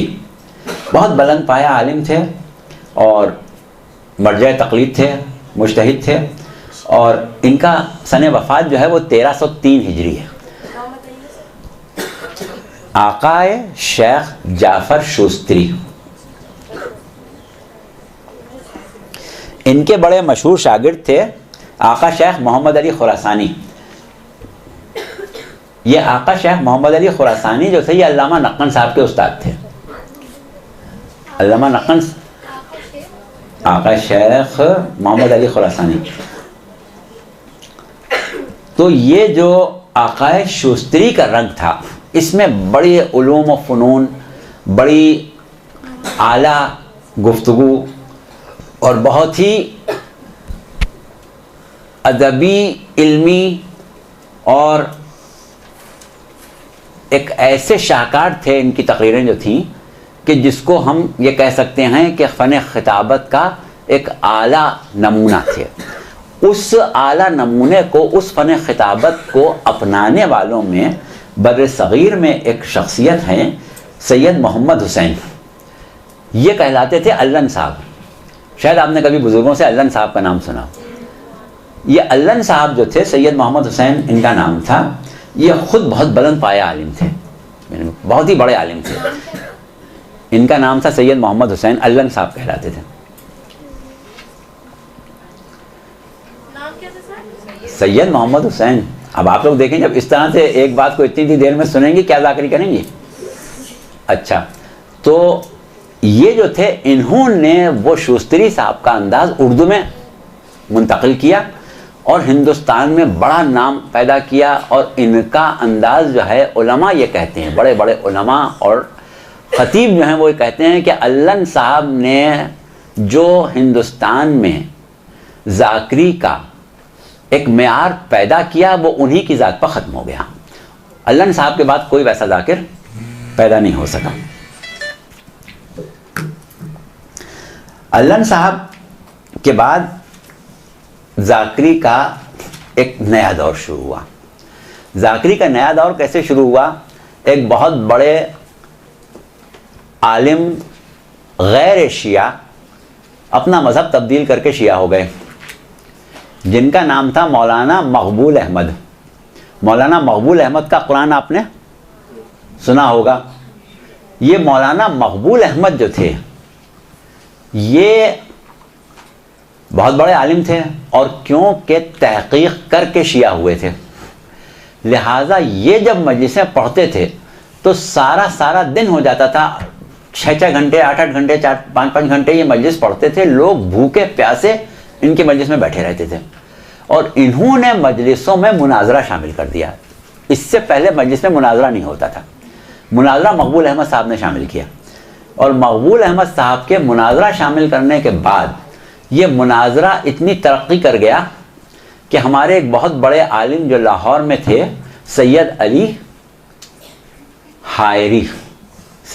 हायरी, इनकी बड़ी मशहूर किताब मौइज़तुल हसना है जो कि मुनाजरे पर ही मौकूफ़ है। उसके अलावा तक़िया के ऊपर इनकी बहुत मार्कतुल आरा 8-9 घंटे की तक़रीर है। बहुत ही बड़े काबिल आदमी थे। इन्होंने फ़न खिताबत में एक बहुत अजीम इनकलाब पैदा किया। और ये क्योंकि मुदर्रिस थे, ये वो शख्स थे कि जिनके दुरूस में बैठने के लिए उस ज़माने के दानिश्वर आते थे। उन दानिश्वरों में हकीम अजमल, आपके अल्लामा इकबाल, ये लोग भी आके उनके दर्स में बैठा करते थे। अल्लामा इकबाल की ज़िंदगी में जो इनकलाब आया है वो सैयद अली हायरी की सोबत से आया, उनके दुरूस में बैठने से आया। और वो जो आपने उनके क़तात सुने हैं, हाय मेरी बदनसीबी वाय नाकामी मेरी, पाँव जब टूटे तो शौक़ दश्त पैमाई हुआ, बोग़ असहाब सलासा से नहीं इकबाल को, दिख मगर एक खारजी से होके मौलाई हुआ। तो इस किस्म के जो उनके जितने भी शेर हैं वो सब सैयद अली हायरी की सोबत में बैठ के उन्होंने अपने अंदर तब्दीली जो पाई। और उसके बाद इन्होंने पूरा एक मजमूआ कलाम लिखा था रख्त सफ़र के नाम से। अल्लामा रशीद तुराबी बहुत पढ़ा करते थे रख्त सफ़र के शेर, लेकिन पाकिस्तान में वो बैन कर दिया गया और पाकिस्तान में उसको उनके कलाम में शामिल नहीं रखा गया है। तो वो उसमें ज़्यादातर अहले बैत का तज़किरा है और उनके नए अक़ायद का तज़किरा है। तो बहरहाल वो सैयद अली हायरी एक अपना मकाम बहुत आला रखते हैं। लेकिन जब ये तमाम सूरत हाल पैदा हो गई और एक दफ़ा ज़ाकरी में इतने बड़े इनकलाबात आ गए, मुनाजरा भी शामिल हो गया, उलूम भी शामिल हो गए, दीगर चीज़ें भी शामिल हो गई, फ़न खिताबत भी शामिल हो गया, क्योंकि इससे पहले फ़न खिताबत तो नहीं था, पढ़ के सुना दिया। ये सब चीज़ें जब शामिल हो गई तो उस वक्त इन तमाम चीज़ों के साथ एक हिंदुस्तान में बहुत बड़ा ज़ाकिर पैदा हुआ, जिसको आजकल की ज़ाकिरी का बाबा आदम कहा जाता है। आप लोगों में से कोई उनका नाम ले सकता है? हैं? आज हैं मौलाना सिब्ते हसन साहब। मौलाना सिब्ते हसन साहब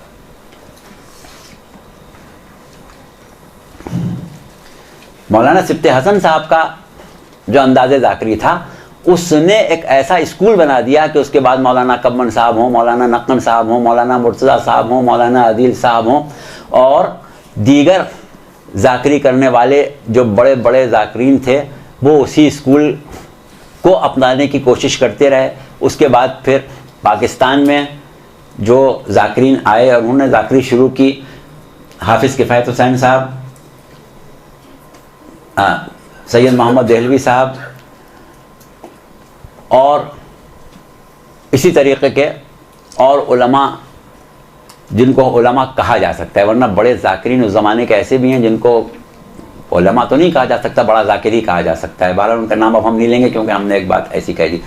तो वो ज़ाकिरीन पैदा हुए, लेकिन उसके बाद क्योंकि तौर तरीक़ा जो था वो ये था कि मजलिसें मुकाबले पर, अखाड़े की मजलिसें कहलाती थी, वो होने लगी थी कि एक दिन में 3 ज़ाकिर मजलिस पढ़ेंगे। तो वो फिर मजलिसों का एक धुआंधार अंदाज जो था वो पैदा हो गया। लेकिन उस वक्त मजलिसें 2.5 घंटे, 3-3 घंटे, 4-4 घंटे की पढ़ी जाती थी। अब उसके बाद जो लोग पैदा हुए जिन्होंने सियासत और मज़हब और तमाम माशरती तकाज़ों को पूरा करके आगे बढ़ना शुरू किया, उसमें अल्लामा इब्न हसन जारचुवी और अल्लामा रशीद तुराबी के नाम सर फ़हरिस्त आते हैं। और अल्लामा रशीद तुराबी से पहले मौलाना जौहर साहब, मौलाना इब्न हसन नौनहरवी साहब, इस तरीक़े के ज़ाकिरीन थे जो आलिम और ज़ाकिर की हैसियत से सामने आते थे और बड़ी बड़ी मजलिसें पढ़ते थे। अल्लामा रशीद तुराबी के बाद अभी आते हैं हम। वक्त तो पूरा 3:30 हो गया क्या? 5 मिनट ऊपर हो गए। तो फिर अब आप लोगों को थोड़ा सा 5 मिनट का वक्फा भी देना है और फिर उसके बाद अगली आपकी प्रैक्टिकल क्लास भी होना है। हाँ, कौन सी? उनकी किताब मवाइज़तुल हसना बहुत मशहूर है और उसके अलावा भी हैं उनके चीज़ें। अच्छा, उसके बाद अल्लामा रशीद तुराबी ने 1 घंटे की मजलिस का एक तरीक़ा बनाया। कुरान की तफसीर पढ़ना, हालात हाज़रा पर गुफ्तगू करना और मुख्तलिफ़ मौज़ूआत पर गुफ्तगू करना कि एक मौजू लिया उस पर अशरा पढ़ा, एक मौजू लिया उस पर अशरा पढ़ा। तो ये उनका एक बहुत बड़ा कमाल था जिसमें उन्होंने इतनी मकबूलियत हासिल की कि जो उनके बाद कोई नहीं हासिल कर सका। ये सर मौलाना सिब्ते हसन साहब ये कौन से इसके हैं? कौन? ये पिछले ये 100 साल पुराने। अच्छा, अब इसके बाद अल्लामा रशीद तुराबी के बाद जो दौर आया वो कैसेटों का दौर आया कि बड़े बड़े ज़ाकिर अल्लामा जो थे वो सब तुराबी साहब की कैसेटों से तैयार हो गए और एक अरसे तक वो दौर चलता रहा कैसेटों वाले अल्लामाओं का और लफ़ाज़ी वाले उलमा का। अब उनके नाम हम नहीं लेना चाहेंगे। बहरहाल आप लोग खुद समझते हैं कि तुराबी साहब के बाद कौन सा दौर आया। लेकिन इस दौर में तब्दीली जो पैदा की वो मौलाना ग़ुलाम अस्करी साहब ने या मौलाना ज़ीशान अदर जवादी साहब ने, सादिक़ हसन साहब ने अखलाक़ियात को शामिल करके काफ़ी हद तक रंग को तब्दील कर दिया। तो अब जिस वक्त जो हम आप लोगों से गुफ्तगू करते हैं उसमें कुछ तुराबी साहब का रंग होता है, कुछ रंग ज़ीशान अदर जवादी साहब या मौलाना ग़ुलाम अस्करी साहब का होता है। वो जो बड़ी बड़े दक़ाइक़ मसाइल 4-4, 6-6 घंटे में बयान किए जाते थे, उनको हम इन मजलिसों में नहीं छेड़ सकते जो घंटा भर की मजलिसें होती हैं। और आप लोग तो ख़वातीन तो वैसे भी आधे पौने घंटे से ज़्यादा की मजलिस नहीं पढ़ती, कोई घंटा भर की मजलिस ख़वातीन कम ही पढ़ती हैं, कम पढ़ती। तो और ख़ास तौर से आप लोग जो मुब्तदी हैं तो वो तो इतनी बड़ी बड़ी मजलिसें नहीं पढ़ेंगी, तो वो चीज़ें उसमें नहीं छेड़ी जा सकती। इस तरीके से अब जो ज़ाकरी है उसने अपना एक ख़ास रंग बना लिया है लेकिन जैसा कि अभी हमने कहा कि आप लोग जो अपनी ज़िंदगी के आइंदा दौर देखेंगे उसमें हमें नहीं मालूम कि ज़ाकरी में और क्या क्या तब्दीलियाँ होंगी। अब जो एक बात रह गई थी वो हम अब वक्त नहीं है, सिर्फ 2-3 जुमलों में कह दें कि जो ये बात कही जा रही है कि शायरी और सोसखानी वगैरह, तो सबसे बड़ी चीज़ हम आपको ये बताएं कि इब्तिदा शायरी से और मरसिया खानी से ही हुई है, और जिस चीज़ ने अज़ादारी को और मजालिस को ज़िंदा रखा वो मरसिया गोई है, और सदियों ज़िंदा रखा। हाँ, लवन्ना वो सुब्बत अलैया और लवन्ना वाला वही मरसिया ही था। तो बहरहाल मरसिए ने ज़िंदा रखा है, और मरसिए के बाद नौहा खानी ने भी बहुत बड़ा किरदार अदा किया है। और हमने सोचा था कि आपको नौहा खानों का और नौहा गो हजरात का भी तारुफ इसी तरह कराएंगे जैसे ज़ाकिरों का कराए, लेकिन अब हमारे पास वक्त नहीं बचा है कि किस तरीके से नौहा खानों ने काम किया, खिदमत की। और नौहा खानी भी वक्त और मौके से मुतासिर हुए बगैर नहीं रह सकी। सन 65 की जंग में लोगों को बड़ा जोश पैदा हो गया, और कौमी नग़मे और कौमी गाने और कौमी गुफ्तगू इतनी हो गई कि नौहे जो थे वो भी कौमी नग़मों में बदल गए। कदम कदम पर अली को पुकारते रहना, और ला फ़तह इल्ला अली ला सैफ इल्ला ज़ुल्फ़िकार, या अपना हैदर दूसरा है उनका हैदर दूसरा, मतलब बिल्कुल उसमें बैन आता ही नहीं था। कहीं देख दादर मातम हो रहा है लेकिन कहीं बैन नहीं। तो वो भी एक ज़माना गुजरा, मगर अब उसकी तारीख़ हम इस वक्त आपसे नहीं बयान करेंगे। इस वक्त अफसोस के साथ कहना पड़ता है कि जितनी तरक्की नौहा गोई ने की थी अब उतना ही तनज़्ज़ुल की तरफ चला गया। अब सिवाय म्यूज़िक के कुछ नहीं रह गया नौहे में, कि नौहे को गाने का नेमुल बदल बना दिया गया, या बदल बना दिया गया कि जिस शख्स को साल भर गाने सुनने का शौक़ है मुहर्रम में वो नौहे सुन ले। तो ये चीज़ हो गई कि W11 के ड्राइवर और ट्रक और डंपर के ड्राइवर जो हैं उनके ज़ौक़ के नौहे आ गए, और वो जो मकाम था नौहा गोई का वो बहुत बुरी तरह मुतासिर हुआ है। परवरदिगार अब ये ऐसा वक्त लाए कि लोगों में शऊर आए और नौहा गोई को फिर उसी मकाम पर पहुँचाएँ जिससे नौहे इससे पहले कहे जाते रहे हैं। लेकिन नौहा गोई से तबलीग ज़रूर होती है। हाँ, वो तबलीग के साथ W11 वाले सुन रहे हैं तो उसमें तो कोई तबलीग नहीं होती है। हाँ, जिक्र ज़रूर हो जाता है, लेकिन अब वक्त नहीं है कि उसके ऊपर तबसरा करेंगे।